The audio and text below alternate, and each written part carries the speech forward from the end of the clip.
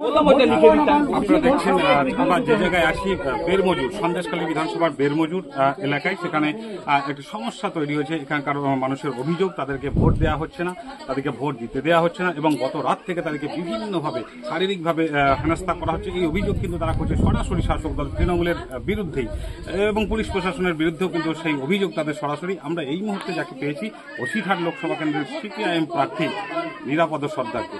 নিরাপদবাবু, আপনি এই ঘটনার খবর পেয়ে কি এখানে এলেন? এই ঘটনার খবর আমি রাত 1টার সময় পেয়েছি।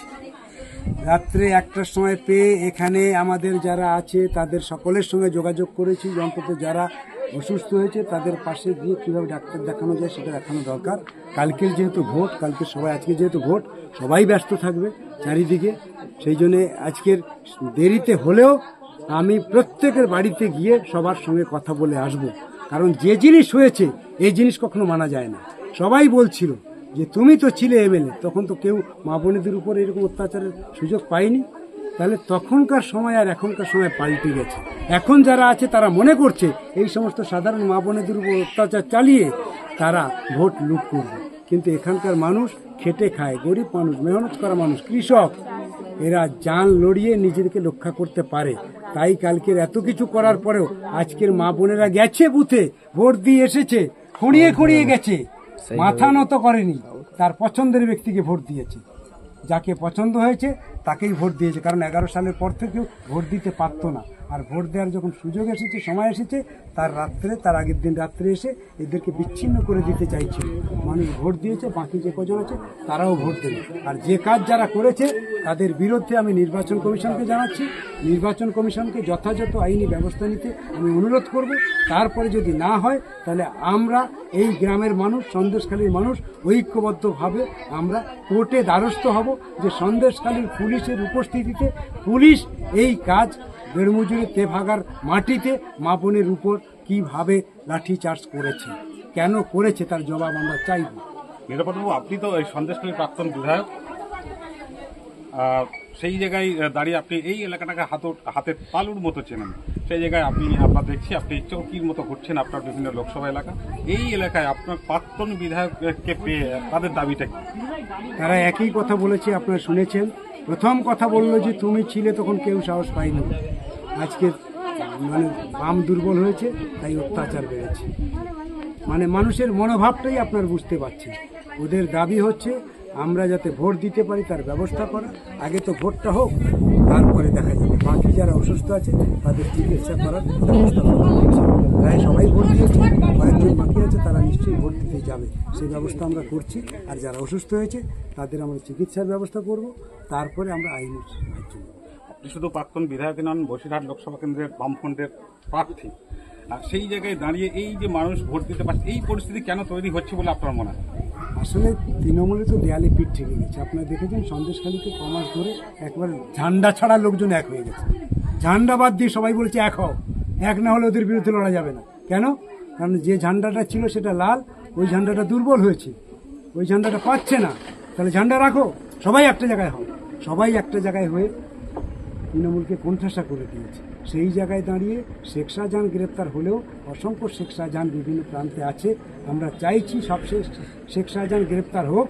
আর মানুষের যে চিন্তা চেতনা, মানুষের যে দাবি, সেই দাবির ভিত্তিতে আন্দোলন জারি থাকবে। আন্দোলন জারি থাকবে, দুষ্কৃতীরা শাস্তি পাবে। এই যে শেখ শাহজাহানের নাম আপনি করলেন, শেখ শাহজাহান এই সন্দেশখালীর একেবারে বেতাজ বাদশাহ হয়ে উঠেছিল। তার সঙ্গে শিবু হাজরা বা উত্তম সর্দারের মতো প্রভাবশালী নেতারা, তাদেরকে নিয়ে বিভিন্ন অভিযোগ, ভেরি দখল থেকে শুরু করে নারী নির্যাতন, এই ধরনের অভিযোগকে কেন্দ্র করে সন্দেশখালীর মাটিতে একটা আন্দোলন তৈরি হয়েছিল। এবং সেই ক্ষেত্রে জোরালো আন্দোলনের পরে তারা অভিযোগ করছে যেটা ঘটনাটা সত্য, বিজেপি বলছে, এবং তারা বলছে, অর্থাৎ শাসক দল তৃণমূল বলছে এই ঘটনাটা সাজানো। আপনি একজন বাম প্রার্থী হিসেবে কি বলবেন, এই ঘটনাটার মূল বিষয়টা কি? সন্দেশখালীর ঘটনার অবাস্তবতা কিছু নেই। সন্দেশখালীর ঘটনা হচ্ছে বাস্তব। সেটা কি? সেই 2011 থেকে নিরাপদ সর্দার যখন এমএলএ ছিল তখন থেকে বিধানসভায় বলতে এসেছে। তখন থেকেই বলা শুরু করেছিলাম আমাদের এখানকার তেভাগার শহীদ বেদি কীভাবে দখল হয়ে যাচ্ছে। সেইগুলোই এখন বাস্তবায়িত হচ্ছে। এর বাইরে তো কিছু হচ্ছে না। জমি, রুটি রুজি, 100 দিনের কাজের বকেয়া, ঘরের টাকা লুট, এগুলোই নিয়ে তো আন্দোলন। এইটাই হচ্ছে ভিত্তি আন্দোলন। এরপরে যা হচ্ছে সেটাকে তো সাজিয়ে এক একটা দল এক এক রকম করে তারা হাইট নেওয়ার চেষ্টা করছে, কিন্তু মানুষের যে আন্দোলন সেই আন্দোলনের ভিত্তিভূমি হচ্ছে রুটি রুজি, 100 দিনের কাজ, ঘরের টাকা, বেঁচে থাকার জন্য লড়াই, জমির লড়াই। এই লড়াই শুরু হয়েছিল, শেষ হবে না, ও লড়াই জারি থাকবে, আগামী দিনেও সেই লড়াই থাকবে। এই মুহূর্তে কি বামেদের প্রাসঙ্গিকতা ঠিক কত? মানুষ দেখেছেন তো, মানুষ কিভাবে এবার বামেদের পক্ষে দাঁড়িয়েছে, বামেদের পাশে থাকছে। গোটা লোকসভা কেন্দ্রে আমি যখন ঘুরে বেরিয়েছি, আমি কোনোদিন দেখিনি তো যে 2011-এর পরে এত নির্বাচন করেছি, বামের মিছিলগুলো এত লোক আসে। এখন বামের লোকেরা আসলে লোকজন একটু হাসে যে না আমাদের বন্ধু এসেছে। তাহলে মানুষের এই যে এত বিশ্বাস বাড়ছে, মানুষের এই যে আত্মবিশ্বাস বাড়ছে আমাদেরকে পেয়ে, মানুষের কনফিডেন্স বাড়ছে, এটা দিয়ে আমাদেরকে বুঝতে অসুবিধা হয় না। যত দিন যাচ্ছে তত বাম শক্তি বাড়ছে, তত বাম শক্তি আরো শক্তিশালী হচ্ছে। আগামী দিন মানুষ বামের পক্ষেই থাকবে, এছাড়া বিকল্প কিছু নেই। এতক্ষণ আমরা কথা বলছিলাম বসিরহাট লোকসভা কেন্দ্রের সিপিআইএম প্রার্থী নিরাপদ সর্দারের সাথে। তার কথা আমরা শুনলাম।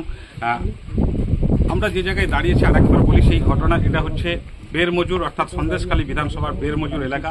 সেখানে একটা উত্তেজনা সৃষ্টি হয়েছে। এলাকার যারা মানুষ আছেন তাদের বক্তব্য, তাদেরকে ভোট দিতে দেওয়া হচ্ছে না, তাদেরকে মারধর করা হচ্ছে, তাদেরকে হুমকি দেওয়া হচ্ছে, তাদেরকে বিভিন্নভাবে সাহায্য করা হচ্ছে। আমরা সেই ছবি আপনাদেরকে তুলে ধরার চেষ্টা করছি এবং এই সন্দেশখালী এলাকার, বসিরহাট এলাকার বিভিন্ন ছবি কিন্তু আমরা আপনাদের সামনে তুলে ধরবো। আপনারা দেখতে থাকুন প্রতিবাদী আওয়াজ।